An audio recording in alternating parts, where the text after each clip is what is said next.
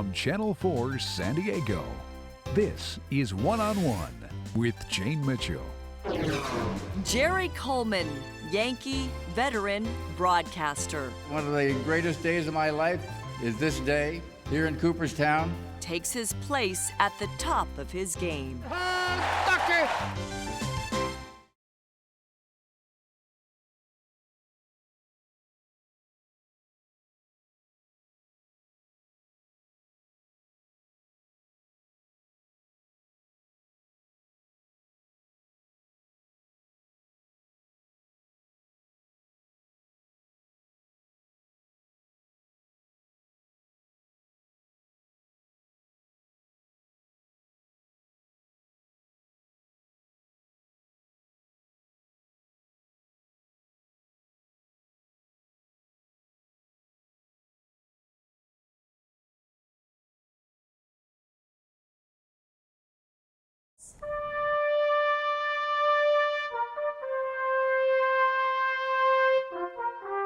His life spans 3 stellar professional dimensions, ranked in order of his priority.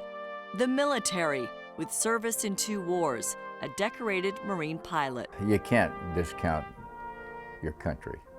That it has to be number one. I mean, from a standpoint of what it means. Next, baseball for 9 years, a New York Yankee Rookie of the Year and World Series MVP during the Yankees dynasty of the 40s and 50s. Playing is the best part of baseball. On the field is the best part of baseball. Johnson to Coleman to Hop. But if you can't be there, broadcasting's just as good because you're there every day. He's been on television and radio, New York to San Diego. Sucker! You can hang a star that, baby! Woo! Jerry Coleman is an integral part of San Diego Padres baseball, but his life, career, and voice transcend a single team. What every fan knows is how important radio and television broadcasters are to the game. They paint us a picture, a wonderful picture, letting us feel as if we're in the ballpark. In recognition of this, the National Baseball Hall of Fame has awarded the Ford C. Frick Award for Excellence in Baseball Broadcasting annually since 1978. This year's recipient, the 29th, is Jerry Coleman.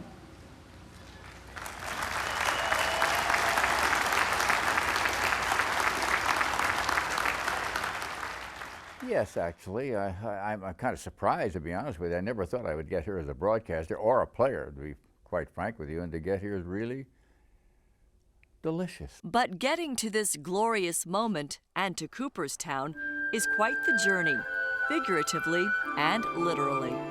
From Albany, the state capital in eastern New York, venture west to the country. The drive meanders through rolling hills, rich with green trees, golden tones, brilliant wildflowers, and thick, hot, humid midsummer air. Off Highway 20, a sign for Cooperstown, 50 more miles, and a sense you're heading into history. And indeed, nestled in by Lake Otsego, a playground for ducks, boaters, and golfers. Signs of old times, brick buildings, tree-lined streets, and hanging baskets full of geraniums celebrate summer. Shop names remind visitors that this village is the cradle of baseball, first thought to be where it all began. A place where anyone in the on-deck circle or at home plate may thrive on rivalries, but from every generation of player in the game, Cooperstown is where legends are forever. Oh, absolutely. Vinny Russo owns Mickey's Place, one of many stores chock full of bats, balls, cards, and memorabilia from every team, every era, where some legends have stopped in or signed autographs over the years. And they can remember games that took place 30 and 40 years ago as if it was yesterday. So it really is an opportunity to sort of go back in time and relive history. And you never know who you might meet by just saying hello. Nobody takes my cat. Nobody. Charles Turry lives in Cooperstown. He remembers Jerry Coleman from their AAA playing days. There were things that probably did on the ball for that might seem stupid today, but he made a point to let me know. And I never made those mistakes again. Cooperstown is steeped with nostalgia. With a population of about 2,000, it attracts nearly 100,000 for induction weekend, more than visit the whole winter season. There's a distinct energy here. Team pride is displayed on what people wear. And among families and friends, casual fans and experts, I mean, you can find those for like $12, $13 all up and down the street. everyone's talking baseball. You're probably going to pay like about $15, $16. The historic town is wired for the 21st century. Still, the flagpole at Pioneer and Main is the town's compass. And at the information booth, what's the most frequently asked question? Where is the Hall of Fame? And where is it? It's right across the street, about 50 yards up to the left. Busloads of students and little leaguers are among the tourists who file through to the brick shrine and its gold lettering, the National Baseball Hall of Fame and Museum. The banners announce that the two players inducted in 2005 are Ryne Sandberg of the Chicago Cubs and Wade Boggs of the Boston Red Sox.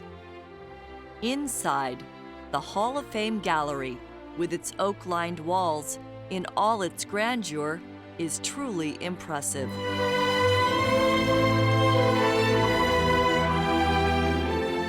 Sparking conversations. There you go, Maddie. Bill Rizzuto, Seaver, Carlton, Mike Schmidt. And questions. Tom Seaver.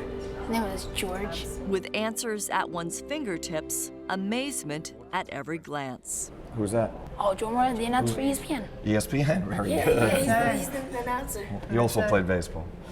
The tradition of inducting baseball's brightest stars and immortalizing them with a bronze plaque began in 1936 with strict criteria that narrows the field, as the president of the National Baseball Hall of Fame, Dale Petrosky, explains. Well, to be a Hall of Famer, one needs to have played at least 10 years and been retired for at least 5 years. So he was a very good Major League player. He didn't make it to that 10-year mark, and that's the reason he couldn't be considered for the Hall of Fame itself. Did you ever think, well, I guess I'm never going to make it? Absolutely. I'd never get here as a player. I didn't play long enough. I wasn't good enough. I mean, certainly, I think everybody that's in baseball going to the Hall of Fame as a player, that's the ultimate honor in baseball. Never mind executives or broadcasters or whatever. That's the ultimate. And I think that these players, you know, that I think it's incredible for them. I think it's wonderful. And I'm delighted to be part of it. A part of it on the same sacred ground as the Yankee greats he played alongside: Yogi Berra, Joe DiMaggio, Whitey Ford, Phil Rizzuto, Mickey Mantle, or those friends he once played against, like Boston's Ted Williams. And Jerry Coleman is a part of it because the Hall of Fame has long recognized other contributions to the game, namely baseball writers and broadcasters. Broadcasters are there for 40 years. Players come and players go. But the fans' link to the game is through the broadcasters. Ditbar throws. Here's a swing and a high fly ball going deep to left. They do it. The Scribes and Mikeman Wing is home to those honorees, with photos and a narrative of the annual winners. The Ford C. Frick Award is named after Frick, an inductee, devoted to baseball as a journalist, National League president, and commissioner. The award carries with it plenty of prestige. So he's with Mel Allen and Red Barber and Ernie Harwell and Chuck Thompson, Harry Callis, the great broadcasters in the history of the game. We only select one every year. As fate would have it, the first two honored are Mel Allen and Red Barber, who Coleman worked with as a rookie broadcaster. Red was a great teacher, and he taught me things then that I use to this day, of what to eat, what not to eat, who to see, who not to see, and how to do it. He was wonderful. But Mel had the great command of the voice. And how about that, you know, and I could still hear him. But to go in and to be awarded this honor with these guys who... Yeah, it's kind of neat. Yeah. Kind of neat. Only 3 so far have made the transition from Major League player to broadcaster to Ford C. Frick winner. Catchers Joe Garagiola and Bob Uecker, and Jerry Coleman. The 1-ball pitch to Mickey is hit out of here. That ball is on its way for a 3-run homer. While there is a formal description of the award, how it applies to Jerry Coleman is easily found when talking with baseball fans from around the country in Cooperstown. And what does the name Jerry Coleman mean to you? Very colorful announcer for the Padres.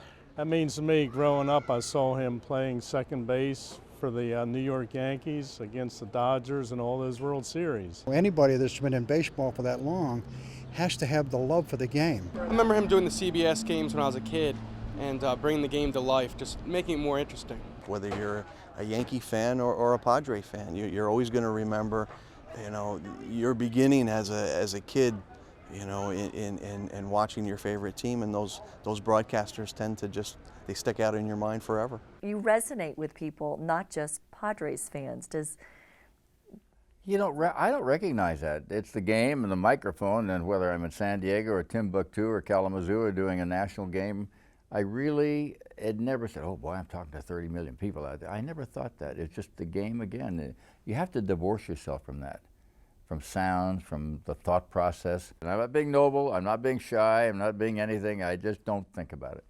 His humility and talent appreciated also by inductees George Brett and Gary Carter, in town early for Hall of Famer Ozzie Smith's Turn 2 charity event at Doubleday Field.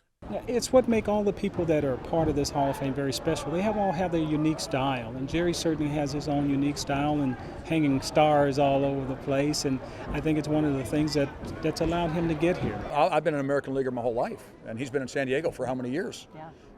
And I know who he is, and I couldn't tell you who I know Vince Scully's with the Dodgers. I can't tell you who does the Giant games. I can't tell you who does the Rocky games. I can't tell you who does the Met games. I can't tell you who does the Cubs on radio. I don't know who does that.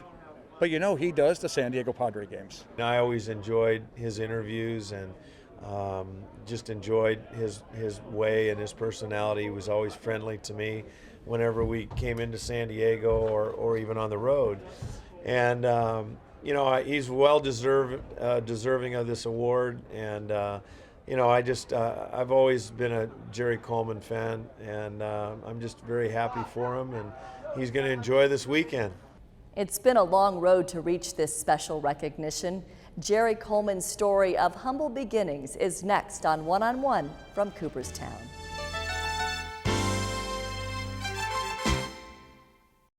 Home security? Sure, we've had it for years. But our old system never really felt secure, so we upgraded to Cox Home Security. With 24/7 professional monitoring. Now we feel very safe, and then some. My Cox Home Security smartphone app with live video lets me know when the kids get home. And text and email notifications helps us stay connected and protected anytime. Anywhere. Call now for this limited time offer from Cox Home Security. Nearly 80% of teachers assign online homework to their students, yet many children still do not have internet at home. Helping families get connected is important to Cox Communications. If your child receives free school lunch, your family may be eligible to receive a discounted computer and internet service. To find out if you qualify, contact your school or visit connecttocompete.org/Cox. Brought to you by Cox Communications and our partners.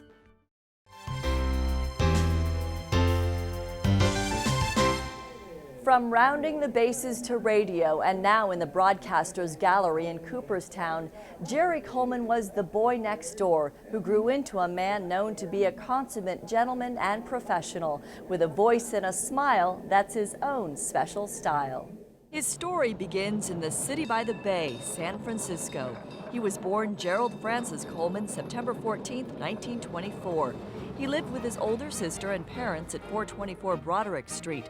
His mother was a homemaker. His father worked in the post office. His childhood is not storybook. In the 30s, during the Depression, his parents separated. What made it all the more difficult, his mother was injured and needed a brace to walk. And every time that brace went, she went down. And I used to walk from where we lived up to the UC hospital. It took all day long to get there and back to get that brace fixed.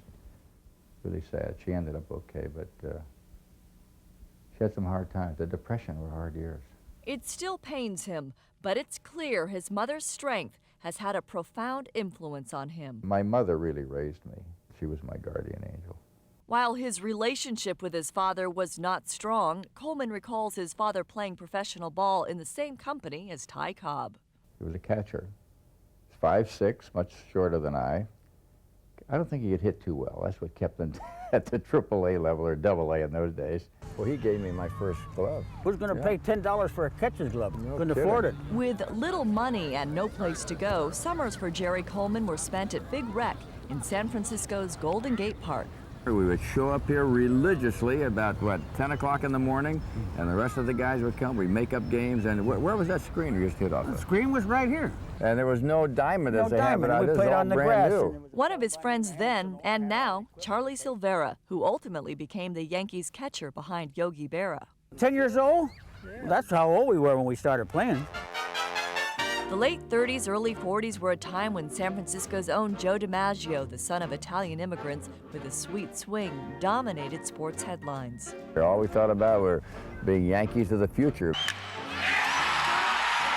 Coleman and Silvera were among hundreds of boys hoping a Yankee scout might spot their talent, but it seemed unimaginable. Until one day, when I was a sophomore in high school, a man came up to me by the name of Joe Devine. He was a scout for the Yankees, and he said that he thought I could be a professional baseball player. And I go, huh? You know, really? Coleman was offered a spot on the Yankees' local team for hot prospects, the Canelli Yankees. I said, I can't do it because I'm playing for the A. Romeo Fish Company this year. The next season, he joined the Canelli Yankees, and by his senior year at Lowell High School had baseball and basketball scholarships to USC. But then an experience that would change his life's course, the onset of World War II. Anybody who had anything going for them wanted to get in and do their part, whatever it was. At 17, Coleman wasn't old enough to join the service, so he signed with the Yankee Scout and played in the minor leagues in Wellsville, New York. But on the verge of his 18th birthday, he returned to San Francisco, hoping to join the V-5 Naval Aviation Cadet Program. Gee, that sounds romantic. Let's become pilots. He passed the physical and had letters of recommendation in hand. Said I was a wonderful, sterling character. But then the commander saw his mediocre high school transcript. He said, I can't sign this. And I, almost fell off my chair. I said, well, why, sir? And he explained to me, he said, well, it costs $300,000 to train a pilot. And you're going to get part of the way through, halfway through somewhere, and you're going to fail. It's going to cost the government money. Well, I started talking. And convinced him to let him in. I was determined to prove to him I could make it. I had held my own. I learned to fly. And before he was 20, he was overseas with the Marines in the Solomon Islands, then Guadalcanal, Green Island, and the Philippines under General MacArthur's command. We became the first group of planes to use in close air support because we were very accurate in what we could do in dropping bombs. We had 1,000-pound bombs. And I never had trouble taking orders. I never said, hey, why are we doing this? Because I respected the people who were ahead of me. But even his uniform couldn't shield his emotions about war. Well, it's scary. I don't think anybody that flew a plane and goes on a combat mission is totally immune from a certain amount of fright. There's no question about it. People die. Life and death in combat. It is an indelible but distant memory. You don't really spend your lifetime thinking about it. It's behind you. And, we read stories, people write this stuff, about whatever you did. 11 million people are out there helping us, There are 11 or 12 million people under arms in World War II. While he was home on leave, the war ended, his duty fulfilled. But for the kid who had to talk his way into serving his country, Coleman more than proved to the recruiter that he would succeed. Decorated with 2 Distinguished Flying Crosses, 7 Air Medals, and 2 Naval Citations. His first tour of duty changed him, and what he took away from his World War II experience, more than the 57 missions, more than the medals, is special. The reason it was special to me was because I started out scared to death, very young, and didn't think I could compete. What it did for me, it brought me up to the fact that I was able to compete. I was very young. I made it through. And it was the single greatest thing I've ever done. Jerry Coleman's commitment to country would be tested again. How he answered the call and finding his broadcasting voice. That's next on One on One from the National Baseball Hall of Fame.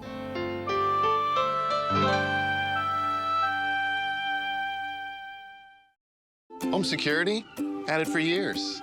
But our old system never really felt secure. Then we upgraded to Cox Home Security. With 24/7 professional monitoring. Now we always feel safe, even on vacation. Our Cox Home Security smartphone app with live video lets us know things are okay when we're away. And lets us stay connected and protected with text and email notifications anytime. Anywhere. Call now for this limited time offer from Cox Home Security. What have you learned today? Tune in for an all-new Salute to Education, where every month we show you all the cool, amazing, innovative, and inspirational stuff happening in San Diego schools. All kinds of things. Extraordinary teachers and students. Innovative programs in the arts, technology, sports, and science. What have you learned today? Salute to Education, all new on Channel 4 San Diego. Go to 4sd.com for more information.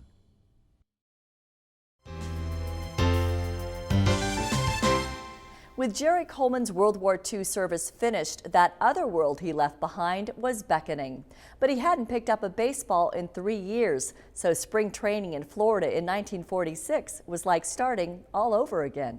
Jerry Coleman knew he was a good fielder with a great arm, but it took some time to see where he'd fit into the Yankees organization.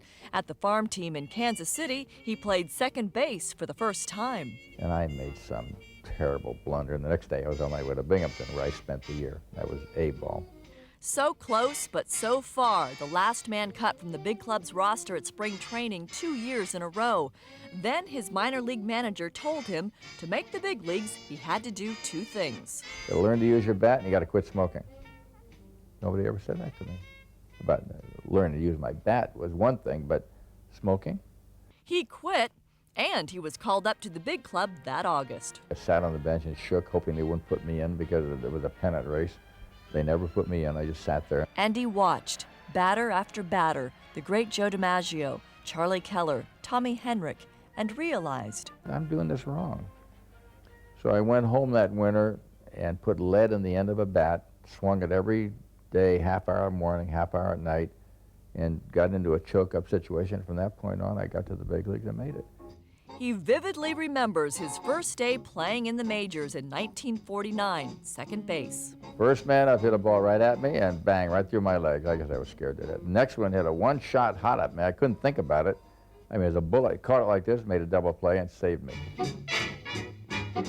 It would come to be known as a storied time in baseball, and Jerry Coleman was becoming a part of that story. Jerry Coleman was a star. He was a star on a club that had stars. Now, he wasn't the greatest star because we had Mantle and DiMaggio and those type of stars and Berra, but Jerry was an everyday player. Baseball's greatest hitter, Ted Williams, recalls one of his worst career moments came thanks to a hit from Coleman. October 2nd, 49, a playoff game, the Yankees versus the Red Sox, bottom of the 9th. And Jerry was the hitter. Here's the pitch. Swung on, little looper in the short right field.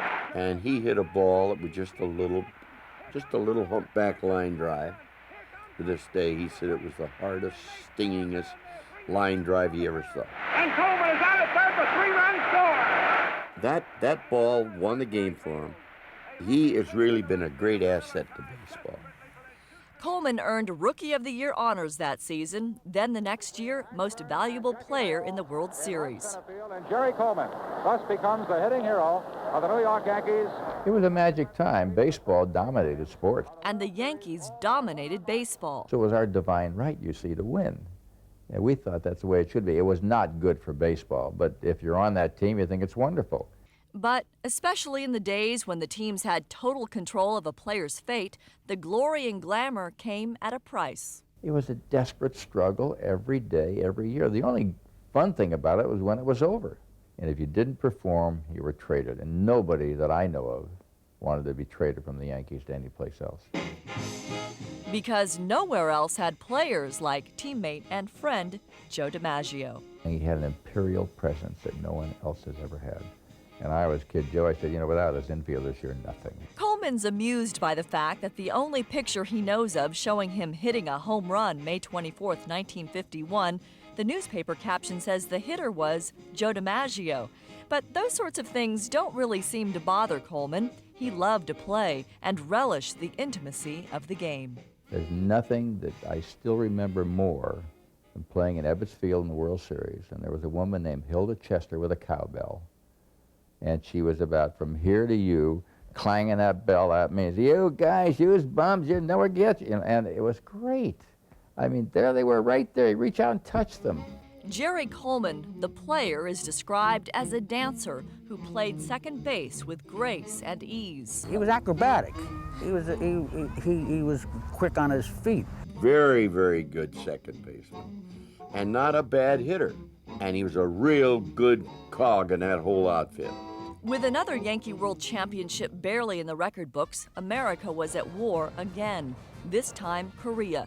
And the Marines, desperate for pilots, asked Coleman to volunteer. And I said, well, I haven't been in a plane in 5 years. And I said, I have a wife and 2 children. And I said, I'm not really in the mood to volunteer if you want to know the truth of it. And he said, well, we're going to get you. Coleman, used to facing fastballs and making double plays, was back in the cockpit, dropping bombs. But this time he came face to face with death when his Corsair's engine quit on takeoff.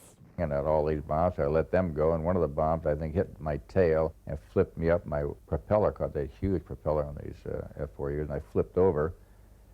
And the only thing I remember is my knees were behind my ears, and my head was bent over, and I was passing out. Coleman was one of only 4 baseball players called back to fly in Korea. Ted Williams was among them. My closest relationship in my own mind with Jerry Coleman, he was a Marine pilot. Jerry Coleman flew 63 missions in Korea, was honored with 6 more air medals and a Navy citation. He retired as a lieutenant colonel. What I did in the service took more out of what I had to give than anything else I've ever done. After missing 2 major league seasons, he was welcomed home to a Yankees contract and played 4 more years. He also roomed and looked after a raw young talent, Mickey Mantle, who received a lot of late-night phone calls. I told the switchboard operator, unless it's the President of the United States, Mickey's wife, or my wife, this phone shall not ring. Jerry Coleman was part of history in the making. While a Yankee, the team played in the World Series 8 of 9 years. He played in 6, missing 2 because of the war. 57 was his best year. At the end, he hit a home run. But I had no idea it was my last game. His last at-bat in the majors. In the offseason, Yankees management gave him an option to work in the club's front office. He offered me the same salary I was getting as a player, and I said, well, I've got 9.5 years. I'd like to get 10. What if I don't take this offer? He said, well, you could be traded. I said, I'll take it. Out of uniform, he tried the front office's personnel department for 3 years, then was the national sales manager for Van Heusen Shirts for a year.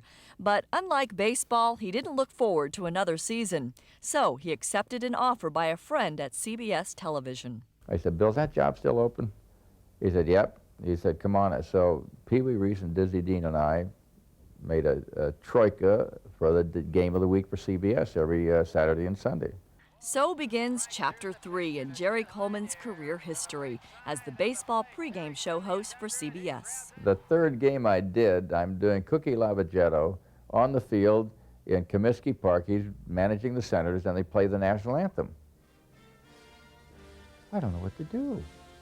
Shall I keep going? Or what? I mean, I guess I just keep going. I found out at that point that when the national anthem was played, stop. By 1963, he returned to the Yankees as their radio broadcaster. The 1-ball pitch to Mickey is hit out of here.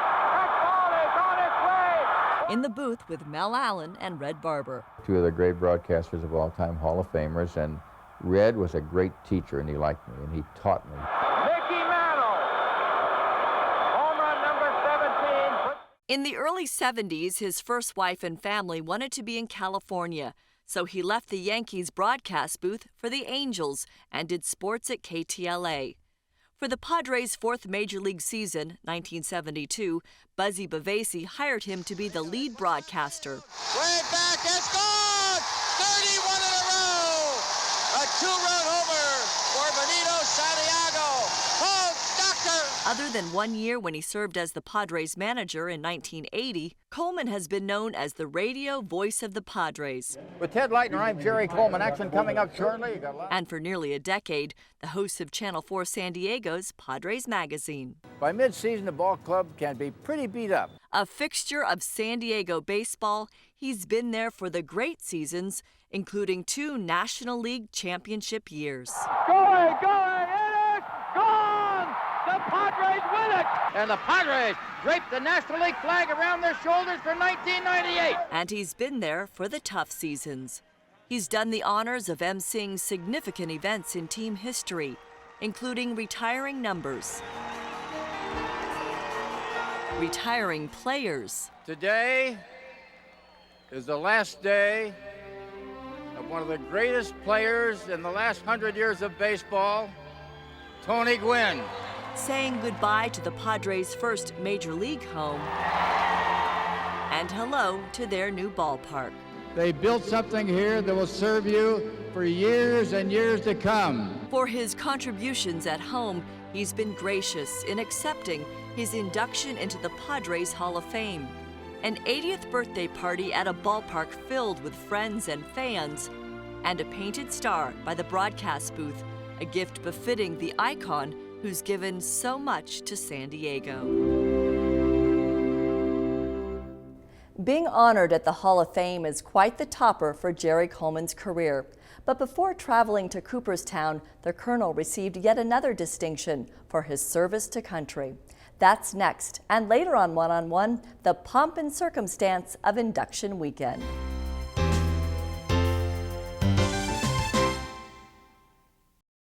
Congratulations to Barbara Palin, the 2013 Cox Conserves hero. Barbara volunteers at the San Diego River Park Foundation, helping protect and enhance the park and its trail system. It's a real privilege to be part of something that's so big, so ambitious, and continues to show results. Barbara will donate her award to the San Diego River Park Foundation. Thank you, San Diego, for voting, and congratulations to all the nominees and finalists from Cox Communications, Trust for Public Land, and the University of San Diego. Home security? Sure. We've had it for years. But our old system never really felt secure. So we upgraded to Cox Home Security. With 24/7 professional monitoring. Now we feel very safe, and then some. My Cox Home Security smartphone app with live video lets me know when the kids get home. And text and email notifications helps us stay connected and protected anytime. Anywhere. Call now for this limited time offer from Cox Home Security. While some major leaguers left the game to do their military duty, Jerry Coleman is the only big leaguer to see combat in 2 wars. For that and more, the U.S. Marine Corps commends him with a national honor. Just outside the nation's capital, the U.S. Marine Corps base, Quantico, Virginia. This patriotic yet modest luncheon setting bestows a new dimension to the pride of being the few, the proud, the Marines. In 2001, the Marine Corps Sports Hall of Fame was established to honor Marine athletes, past and present, and to recognize the contributions these athletes have made to our Corps and country. This year, the Marine Corps has selected Jerry Coleman, Lloyd Keyser, Elroy Hirsch, and Paul Erzin as the 2005 Marine Corps Sports Hall of Fame inductees. What did it mean for you to be honored and to be inducted into the Marine Corps Hall of Fame? Well, the Commandant was there, General Hagee, and had a chat with him and get to sit with him and talk to him, and that was neat. The 4-star General Mike Hagee addresses the audience and honorees. Whether they were wearing the uniform or when they were playing, or whether they just had that eco-globin anchor in their heart, it didn't matter. They were representing the United States Marine Corps. And with a video tribute. the film itself was a highlight that I think if you don't have to explain a lot of things if you see that. Upon graduation, Coleman departed to Guadalcanal and was assigned to the 341 Marine Scout Bombing Squadron, the Torrid Turtles. Did you get emotional at all? Did you did you get flashbacks of those times? Yeah, a little bit, and try to stay away from that because there are some sad moments. Yeah. Yeah.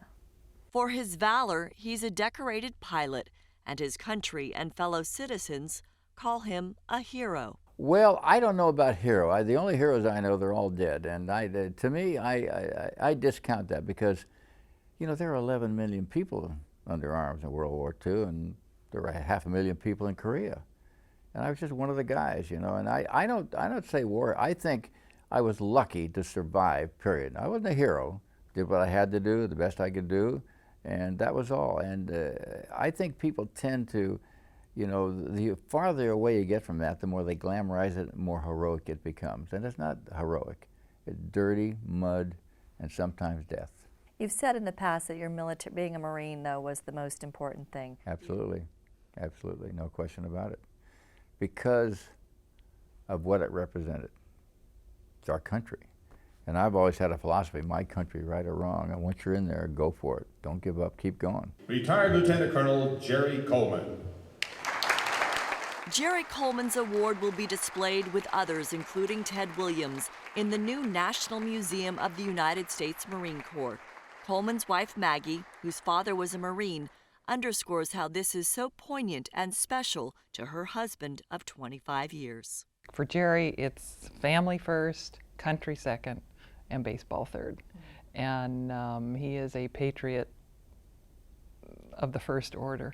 So proud of being a Marine. So it was a wonderful day. Lieutenant Colonel Jerry Coleman is hereby inducted into the United States Marine Corps Sports Hall of Fame.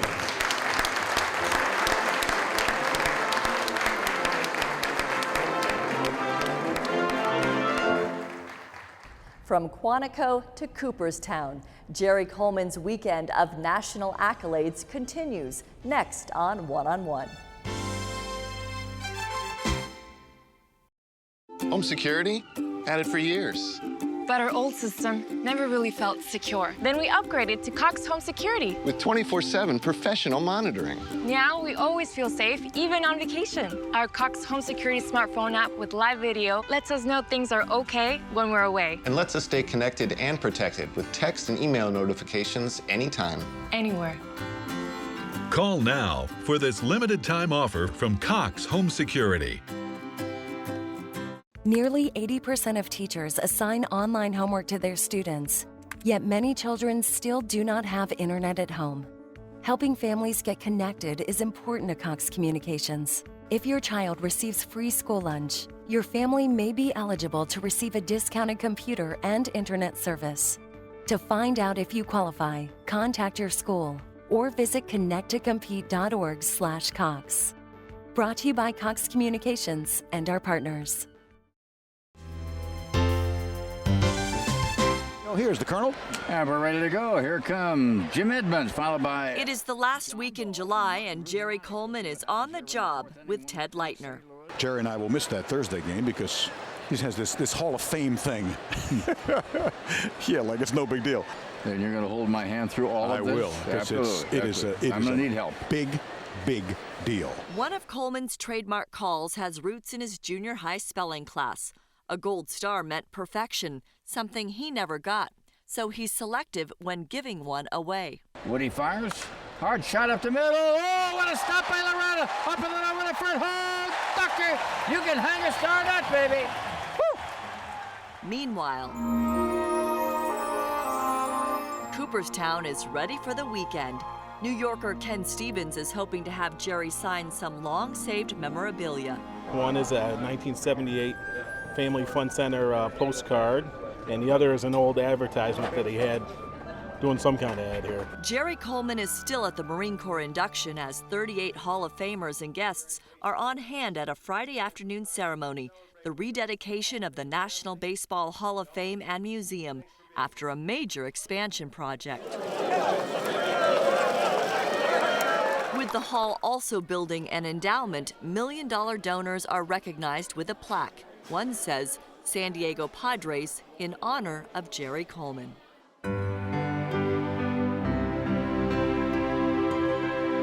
Across town, the stately Otesaga Hotel by the lake is secured for Hall of Famers, honorees, and those with special access. After leaving Quantico, Virginia, and reboarding Padres owner John Moore's plane, the Coleman clan arrives. So exciting. Inside, who better to greet him but former teammate Yogi Berra. It took me 50 years to get here, for God's sake. I saw Carmen. What was he like to play with? What were Fine, you guys? good, real good. Saved me a lot of errors.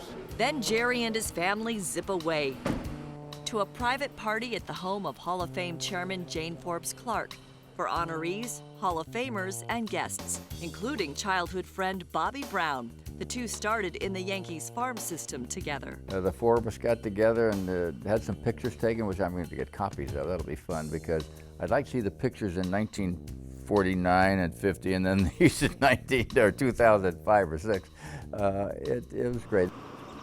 Saturday morning, time for the Hall of Fame and Friends golf tournament.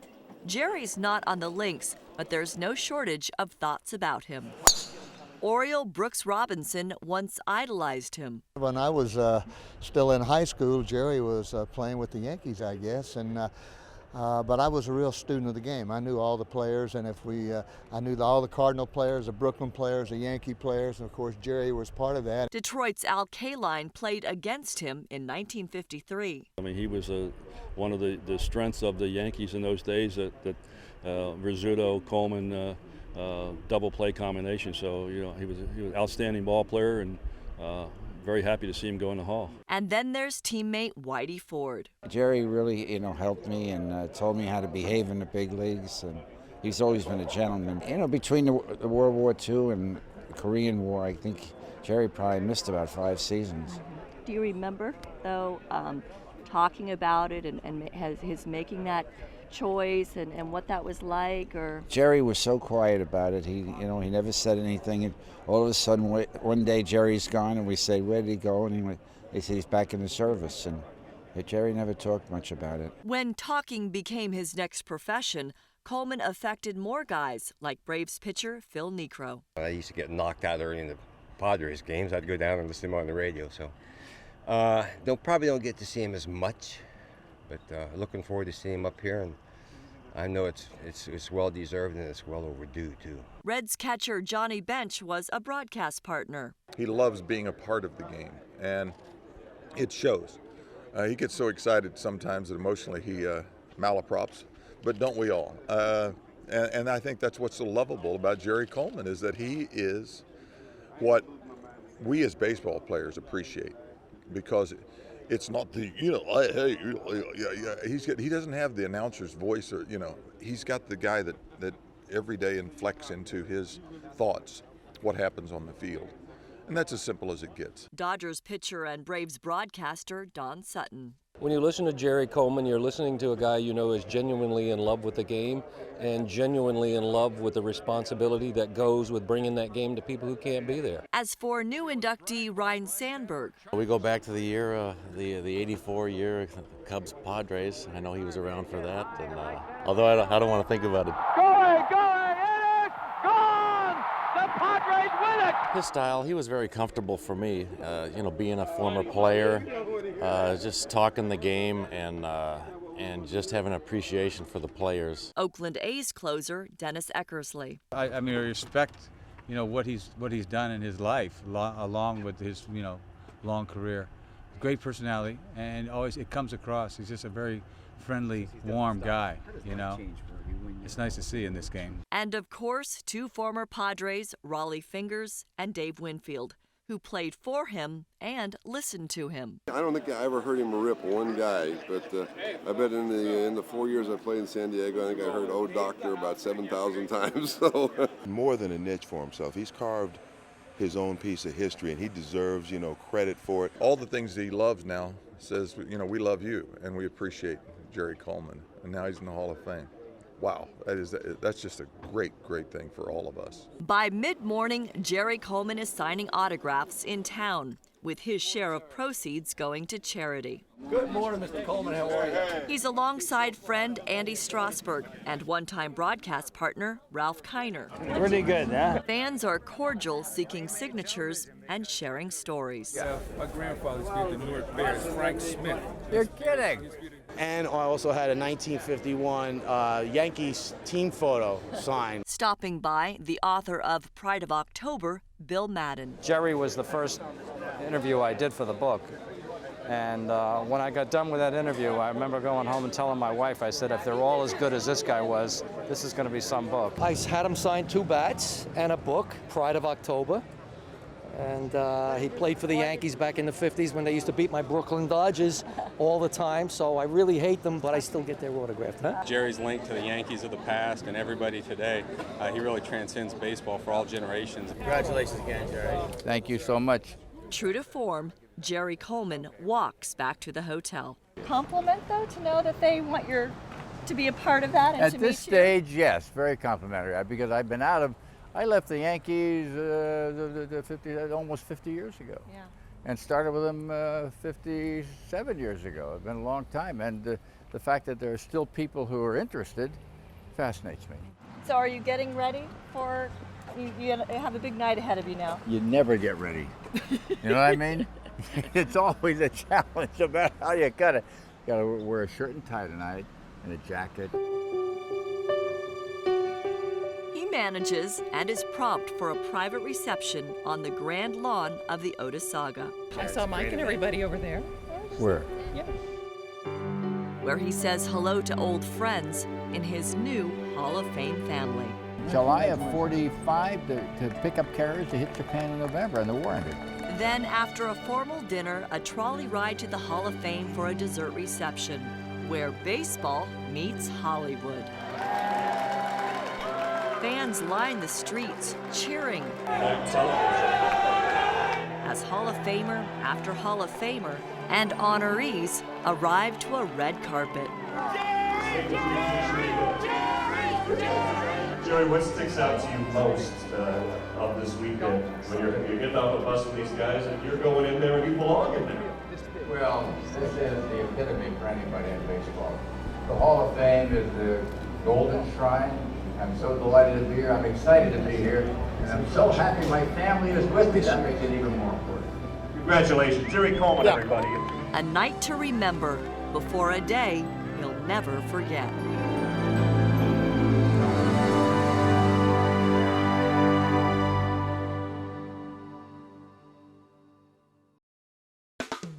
What have you learned today?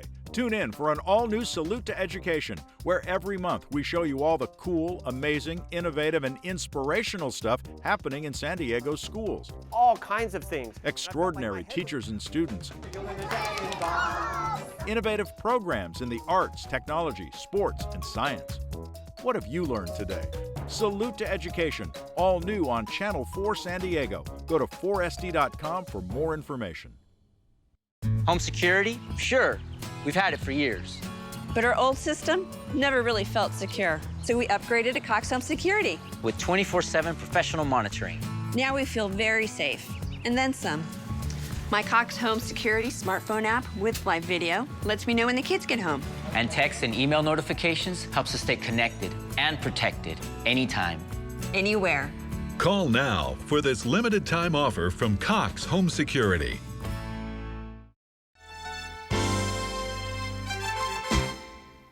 In his 8 decades, Jerry Coleman has experienced the thrills of baseball, the gravity of war, and the satisfaction of a life well lived. And on July 31st, 2005, this veteran would experience a new wave of emotion as he reached yet another milestone. A game like this was just the beginning of a dream for Jerry Coleman, a kid from San Francisco who wanted to be a Yankee. A lifetime later, nearly 30,000 fans take their place on a green field to celebrate how dreams come true and then some. This weekend, the star will get hung for him. The Ford C. Frick Award winner, Jerry Coleman. The stage is filled with 48 of the 60 living Hall of Famers. Ladies and gentlemen, the Duke of Flatbush, Duke Snyder. The Say Hey Kid, Willie Mays. Please welcome Willie McCovey. Lou Brock. Kirby Puckett.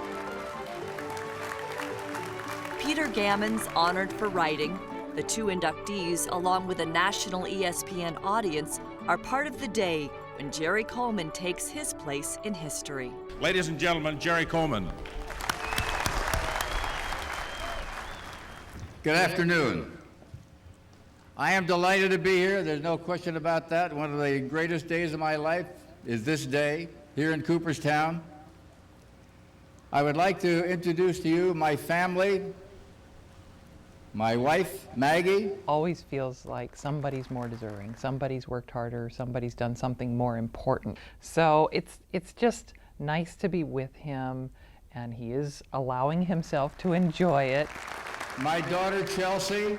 All he has ever wanted to do for me and his entire family is provide. It's good to see him sort of sit back and just relax and realize that for a day, it's about him. My daughter, Diane. I've adored him forever. He's an incredible role model, and I just couldn't be more proud of him. My granddaughter, Courtney. And my grandson, Christopher. And a pot full of extended family all over the place. I've had a partner in broadcasting for 25 years, and I can't go by without introducing Mr. Ted Leitner, one of the best broadcasters you've never heard. He's great. And the best owner in the history of baseball, Mr. John Moores. I'm delighted to be on this platform with a couple of guys, and the third that's missing, but Yogi Berra and Whitey Ford. And I'm sorry that the Scooter Phil Rizzuto isn't here, who I shared broadcast duties and double play duties with for 16 years in the New York Yankees. I'm here because my peers put me here. My fellow broadcasters brought me in. Wherever you are, whoever you are, God bless you and thank you so much. He didn't want to write a speech, but ultimately follows some notes. In the beginning, the first job I had was to do the interview on the pregame show on the CBS television network. There were 25 million to 30 million people watching. I didn't know where the microphone was, anything. I was out there like a you-know-what, nothing. And I had a floor manager who counted me down 5 minutes, 4.5, and on down. And finally, when he pointed to me, my knees turned to mush, and I had Red change. He says, my interview guest over here. I looked at Red and I said something very incisive like, well, how's it going, Red? And he talked for 5 minutes. And he didn't stop for 5 minutes. And finally the floor manager said, wrap it up, wrap it up. And I said, now back to Pee Wee Reese and Dizzy Dean. Red, you know how close you came to getting kissed right on the spot. In a dominant sea of Chicago Cubs blue, a group of 40 in Padres gear and Oh Doctor t-shirts travel here with the Padres radio station. We all came because we wanted to honor him and respect him for all he's done for us and the community, and as a veteran. Very fruitful life, a very giving life, and he's done a lot for San Diego, and he's done a lot for the country. It's really nice that other people appreciate him too, and he's not just San Diego, he is a national figure. Some Padres family and friends at a reception in Cooperstown share their sentiments. When I was a kid, I had his baseball card. I still have it. Jerry was really a true patriot in the best sense of the word. He's a San Diego treasure, but he's also a national treasure. Jerry was always represented class in major leagues. Jerry's the real deal. We're never going to see his like again. I didn't know as a baseball player or as a Marine, but I know him as he is today, which is a fine gentleman. Tim Flannery, who broke into the Bigs when Coleman was managing, pays tribute in song. I can hear that old familiar voice, radio and Dad's old car. And still others with the team or with especially close ties who couldn't attend watched his short 5-minute speech with great affection. Is the greatest feeling because I've known for a long time he was a Hall of Famer. A lot of our players who have not known Jerry very long, they were staring at the TV, listening to him. You know, it was like a moment of silence in that clubhouse. TV was on and they were all watching it, and that's how much respect he commands. And once again, he goes to the Hall of Fame. You know how proud he had to be, you know, but he just did the professional job like he always has. It just shows the true character of Mr. Coleman, that he's very respectful and very understands what he's done in his life, but there's no way in shape or form flaunting it by any means. And I learned so much from him, and he to this day still won't even, you know, give himself any credit. He taught me a lot about the game just through conversation. I can hear that old familiar voice. Can you capsulize your philosophy of how you've lived your life? Well, you can say do unto others pretty much. I try to treat other people the way that I would like to be treated. Oh, doctor, you were there. I want to thank the fans for putting up with me for 35 years in San Diego. What more can I say? Also, I like to tell you that this is a lifetime joy of mine. I've been in baseball my entire adult life, and I loved every minute of it. The road, the journey is incredible. I've done clinics in Europe. Stan Musial made that myth. Remember that one? Yeah, he remembers, yes. We were all over the place. I was in Japan broadcasting games. I played exhibition games all through Japan. I played exhibition games in Okinawa, in the Philippines, on Guam, in the Hawaiian Islands, and broadcast games in the Hawaiian Islands. I made a trip to Vietnam for baseball. All of this is for baseball. And I have broadcast and been in every small village and major city in the United States. But today, on this golden day here in Cooperstown, a journey that started 63 years ago, I feel that finally I've come home. Thank you. Words that paint 1,000 pictures of